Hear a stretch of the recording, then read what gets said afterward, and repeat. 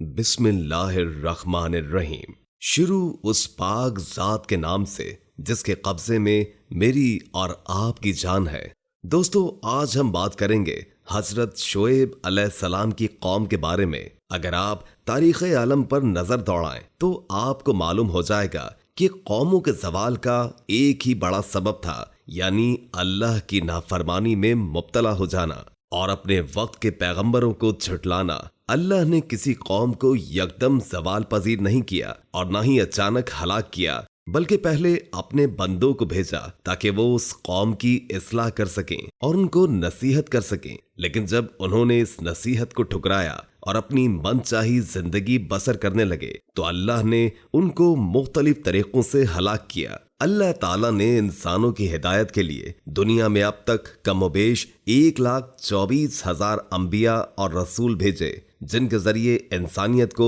اس بنیادی حقیقت کی یقین دہانی کروائی گئی کہ انسان اس دنیا میں ایک محدود مدت کے لیے آیا ہے جہاں اسے آزمایا جائے گا، اور اس دنیا کے بعد اور دنیا ہے جس میں انہیں ہمیشہ قیام کرنا ہے۔ روز قیامت اس دنیا کی جزا اور سزا کے فیصلے کا دن ہے۔ قیامت کے دن ہر ذی روح کو اللہ کے حضور پیش ہونا پڑے گا، اور دنیا میں ان کے جو اعمال تھے، چاہے وہ نیک چاہے وہ بد، اس کے مطابق اس کے مستقبل کا فیصلہ ہوگا۔ قرآن میں اس بات کو یوں بیان کیا گیا ہے، اور جس نے موت اور حیات کو اس لیے پیدا کیا تاکہ تمہیں آزمائے کہ تم میں اچھے کام کون کرتا ہے، اور وہ غالب اور بخشنے والا ہے۔ حضرت آدم علیہ السلام سے لے کر حضرت محمد مصطفیٰ صلی اللہ علیہ وآلہ وسلم تک تمام انبیاء نے اپنی قوم کو بھلائی کا راستہ سکھایا اور برے اعمال سے دور رہنے کی تلقین کی۔ جن لوگوں نے اپنے نبی کے حکم کی اطاعت کی وہ لوگ کامیاب ہوئے اور اللہ کی رحمتوں سے فیض یاب ہوئے، اور جن لوگوں نے اپنے نبی کی بات کو جھٹلایا اور گمراہی میں مبتلا ہوئے، اللہ تبارک و تعالی نے ان کو دنیا والوں کے سامنے نشان عبرت بنا دیا۔ حضرت شعیب علیہ السلام تیسرے عرب نبی ہیں جن کا اسم گرامی قرآن کریم میں بیان ہوا، اور عرب انبیاء یہ تھے: حضرت ہود علیہ السلام، حضرت صالح علیہ السلام، حضرت شعیب اور حضرت محمد مصطفیٰ صلی اللہ علیہ وآلہ وسلم۔ آپ کا نام قرآن کریم میں 11 بار ذکر ہوا ہے۔ اللہ تعالیٰ نے حضرت شعیب علیہ السلام کو مدین اور ایکا کے لوگوں کی طرف بھیجا تاکہ حضرت ان لوگوں کو خدائی دین اور وحدانیت کی طرف ہدایت کرے اور بت پرستی اور برائیوں سے نجات دلائے۔ مدین ایک ایسا شہر تھا جو سرزمین مون شام کے قریب حجاز کے آخری حصے میں پایا جاتا تھا۔ وہاں کے لوگ بت پرستی، برائی، خیانت اور دھوکے بازی کیا کرتے تھے، ناپ تول میں کمی اور خرید و فروخت میں خیانت کیا کرتے تھے، حتیٰ کہ پیسوں کے سکون میں سونا چاندی کو کم کرنا ان میں عام تھا، اور دنیا سے دولت اور محبت اکٹھا کرنے کی وجہ سے دھوکہ اور فریب دیا کرتے تھے، اور طرح طرح کی معاشرتی برائیوں کے عادی تھے۔ ایکا مدائن کے قریب آباد درختوں سے بھرا ایک گاؤں تھا۔ وہاں کے لوگ بھی مدائن کے لوگوں کی طرح برائیوں میں ڈوبے ہوئے تھے۔ اللہ تعالیٰ نے مدائن کے لوگوں میں سے حضرت شعیب علیہ السلام کو نبوت کے لیے مبعوث کیا تاکہ ان کو اور ان کے آس پاس والے لوگوں کو گناہوں سے نکال کر توحید کی طرف پکاریں۔ اللہ تعالیٰ نے سورہ ہود میں حضرت شعیب علیہ السلام اور حضرت محمد مصطفیٰ صلی اللہ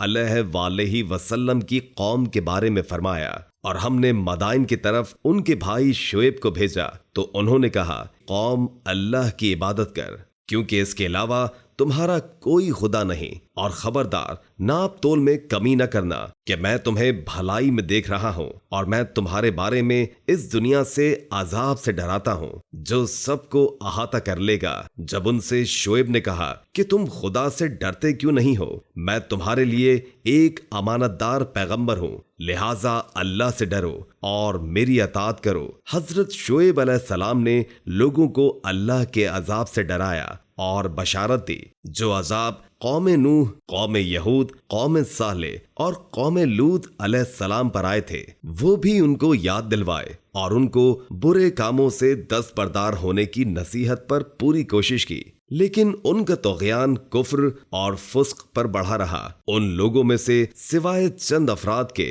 कोई ईमान न लेकर आया, बल्कि हजरत को अजियत दी, मजाक उड़ाया और धमकी दी, और दीगर अफराद को हजरत की फर्माबरदारी से मना किया, धमकी दी कि हम आपको इस शहर से निकाल देंगे मगर ये कि हमारी बुत परस्ती के दीन पर आ जाओ। उन्होंने अपने इस किरदार को बरकरार रखा यहाँ तक कि हजरत ईमान लाने से नाउम्मीद हो गए और उनको उनके हाल पर छोड़ दिया और दुआ की और अल्लाह तबारक व ताला से फतह तलब की। अर्ज किया, खुदाया तू हमारे और हमारी कौम के दरमियान हक से फैसला फरमा दे कि तू बेहतरीन फैसला करने वाला है। इस दुआ के बाद अल्लाह ताला ने अजाब नाजिल किया, जिस दिन स्याह बादलों ने हर तरफ अंधेरा कर दिया और सैलाब बहाने वाली बारिश बरस गई और झुटलाने वाली कौम में हजरत शोएब अलैहिस्सलाम का मजाक उड़ाते हुए कहा, अगर तुम वाकई सच्चे हो तो हमारे ऊपर आसमान का टुकड़ा नाजिल कर दो।